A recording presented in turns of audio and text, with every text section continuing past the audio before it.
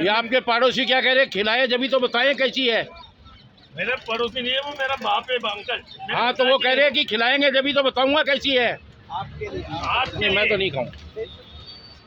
ये देखो जरा, ये देखिए इस तरीके से तोड़ के तैयार की जा रही है।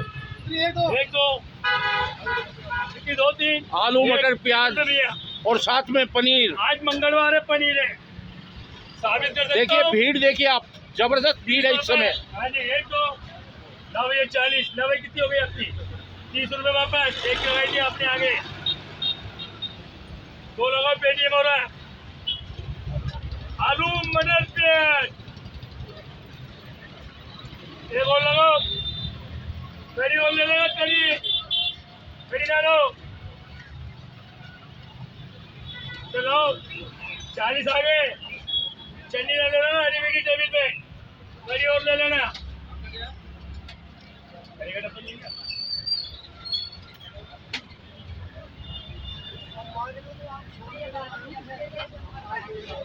डालो जितना डालना है, चटनी डालो, कड़ी डालो।